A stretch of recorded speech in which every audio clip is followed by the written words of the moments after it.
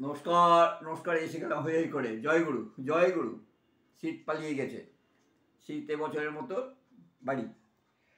হ্যাঁ, তাহলে আজকে আছে ভাত, ডাল, পালং শাকের চচ্চড়ি, পোনা মাছের ঝোল আর চাটনি। এই হচ্ছে আজকের মেনু। ভাত, মুসুর ডাল, পালং শাকের চচ্চড়ি, পোনা মাছের ঝোল, ফুলকপি বেগুন আলু টালু দিয়ে ঝোল, আর আছে টমেটোর চাটনি। এই হচ্ছে আজকের মেনু। হ্যাঁ, তাহলে রোজকার মধ্যে একটু বলি যে প্লিজ, এইটা আমার ইউটিউব চ্যানেল, এই চ্যানেলটিকে যারা দেখছেন, মানে দেখছেন না, যারা দেখছেন, হ্যাঁ, দয়া করে একটু করে সাবস্ক্রাইব করে দেবেন। সাবস্ক্রাইব হচ্ছে না, সেইভাবে সাবস্ক্রাইব হচ্ছে না, ভালো লাগছে না নাকি কে হ্যাঁ, জানে, আর কি করলে ভালো লাগে।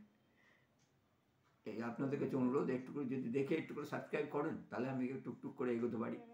হ্যাঁ, বেশি কিছু চাওয়ার নেই, সবাই কাছে একটু আবেদন করি যে একটু করে সাবস্ক্রাইব করে দিন। সাবস্ক্রাইব করলে টুকটুক করে এগোই আর কি।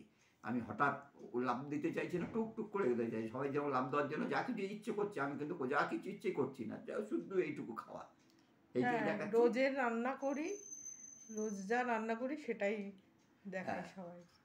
আর কি গরম পালিয়ে গেছে, এরপরে তরি তরকারি তো চলে গেল, আর তরি তরকারি আর এরপরে কেউ খাবে না। এরপরে আর কে বাঁধাকপি ফুলকপি খাবে গরমে? সেই তো। হ্যাঁ, কেউ খেতে চাইবে না। আর এরপরে পালং শাক সব কাঠি হয়ে যাবে। হ্যাঁ, তখন ওই সেই সেই খেতে চালাপোনার ঝোল, শুক্তনি আর নাই মসুর ডাল, এই খাওয়া। যাই হোক, আপনাদের কাছে তাই করজোড়ে নিবেদন করি বা বলি, কাতরের আবেদন করি যে প্লিজ আমাকে একটু করে সাবস্ক্রাইব করে দিন, যাতে আমি টুকটুক করে এগোতে পারি। তাহলে শুরু করা যাক। বাটির গায়ে ভাত, বাটির গায়ে ভাতগুলোকে ই করে না, ঠিক আছে। হ্যাঁ ঠিক আছে, যা ঠিক আছে। হয়ে গেছে, কিছু করার আছে নাকি। পুরো মানুষের অনেক জ্বালা, বুঝেছেন। এই গেলে বাঘ, পেছনে সাপ,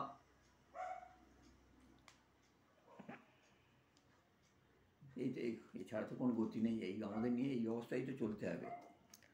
আবার জানেন তো, নিগম পুরুষের বচনে মার, বেশি কিছু করতে পারি না, যেন আমাদের একটু মুখের জোরে চলতে হয়। জানি না আপনারা কে কে এরমভাবে চলেন, তো নিগম পুরুষের বচনের মারটা খুব বেশি হয়। আর কিছু করতে পারে না, তাদের ওই মুখ দিয়ে সবাই ঢেকে রেখে দেবে।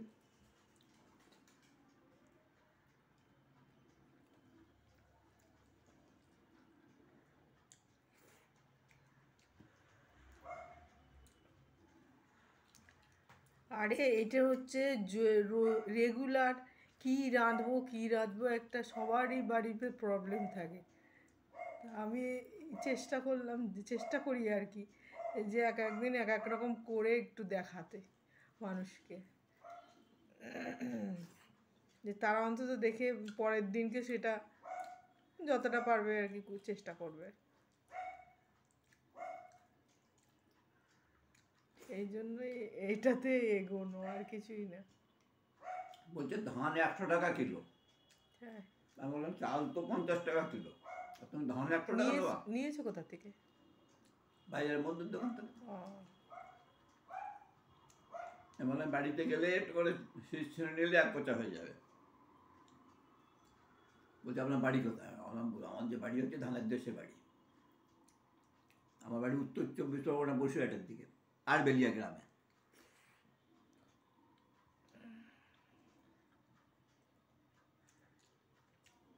আর 1 বস্তা চাল দিলে, 100 কেজি ধান দিলে 40 কিলো চাল দেয়। ঠিক আছে, তুমি খাও।